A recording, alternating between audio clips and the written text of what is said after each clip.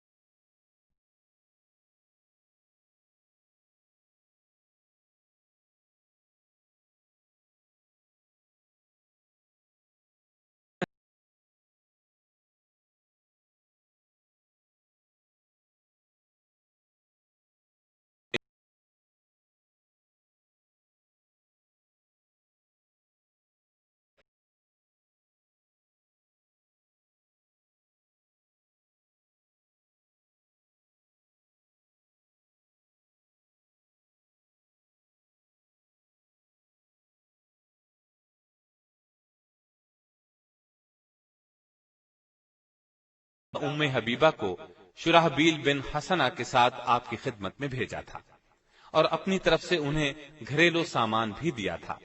یہ نکاح 6 ہجری کے آخر یا 7 ہجری کے شروع میں ہوا۔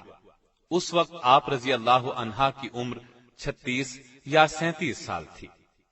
ابن حیثمہ نے اپنی تاریخ میں مصعب بن عبداللہ کے حوالے سے لکھا ہے کہ رسول اللہ صلی اللہ علیہ وسلم نے ام حبیبہ سے نکاح کیا تو اس زمانے میں ان کے والد ابو سفیان مسلمان نہیں ہوئے تھے۔ سیدہ ام حبیبہ صورت اور سیرت دونوں کے لحاظ سے ممتاز تھی۔ آپ رضی اللہ عنہا کی روایت کردہ احادیث 65 ہیں۔ آپ کو اسلام اور رسول اللہ صلی اللہ علیہ وسلم سے بہت محبت تھی۔ یہ اسلام سے محبت ہی تو تھی کہ ان کا شوہر عبید اللہ عیسائی ہو گیا تھا، لیکن یہ برابر اسلام پر ثابت قدم رہی، شوہر کے عیسائی ہونے اور علیحدگی کی پرواہ نہ کی۔ اسلام سے محبت کا ایک اور ثبوت بھی ملتا ہے کہ فتح مکہ سے پہلے سیدہ کے والد ابو سفیان صلح کی شرائط طے کرنے کے لیے مکے سے مدینے کی طرف روانہ ہوئے۔ آپ صلی اللہ علیہ وسلم نے صحابہ کو خبر دی کہ ابو سفیان مکے سے صلح کی مدت بڑھانے اور عہد کو مضبوط کرنے کے لیے آ رہا ہے۔ ابو سفیان اس وقت تک مسلمان نہیں ہوئے تھے۔ مدینے میں پہنچے تو اپنی بیٹی ام حبیبہ کے گھر بھی گئے تو رسول اللہ صلی اللہ علیہ وسلم کا بستر بچھا ہوا تھا۔ جب وہ بستر پر بیٹھنے لگے تو ام حبیبہ رضی اللہ عنہا نے فوراً آگے بڑھ کر بستر لپیٹ دیا۔ ابو سفیان کو بیٹی کی اس بات پر غصہ آ گیا، تیز لہجے میں بولے، بیٹی تو نے بستر کیوں لپیٹ دیا ہے؟ بستر کو میرے قابل نہیں سمجھا یا مجھے بستر کے قابل نہیں سمجھا؟ سیدہ نے جواب دیا، ابا جان، یہ دنیا کی مقدس ترین ہستی رسول اللہ صلی اللہ علیہ وسلم کا بستر ہے، اس پر ایک مشرک جو شرک کی نجاست سے آلودہ ہو نہیں بیٹھ سکتا۔ یہ سن کر ابو سفیان جھنجلا اٹھے اور غصے میں بولے، اللہ کی قسم، تو میرے بعد بہت سی خرابیوں میں مبتلا ہو گئی ہے۔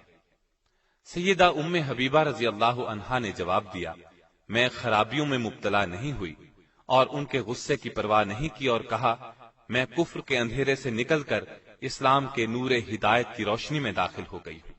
اور تعجب ہے، آپ قریش کے سردار ہو کر پتھروں کو پوجتے ہیں، جو سنتے ہیں نہ دیکھتے ہیں، کسی کا کچھ بنا سکتے ہیں نہ کچھ بگاڑ سکتے ہیں۔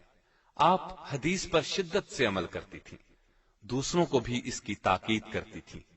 وفات کے وقت سیدہ عائشہ رضی اللہ عنہا اور سیدہ ام سلمہ رضی اللہ عنہا کو بلایا اور فرمایا، مجھ میں اور تم میں وہ تعلقات تھے جو سوکنوں میں ہوتے ہیں، ہم میں کبھی کبھی بتقاضائے بشریت کوتاہی ہو جاتی تھی، اس لیے مجھے معاف کر دیجئے اور میرے لیے دعائے مغفرت کیجئے۔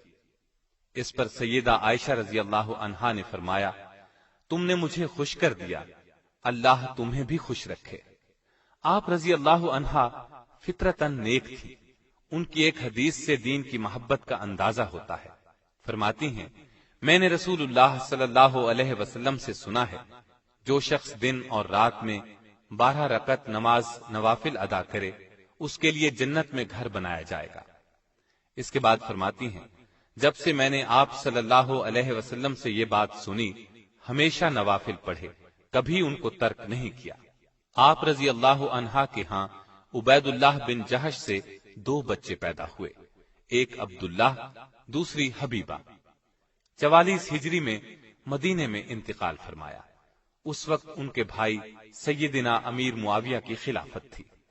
وفات کے وقت عمر 73 سال تھی۔ اللہ تعالی کی ان پر ہزارہا رحمتیں ہیں۔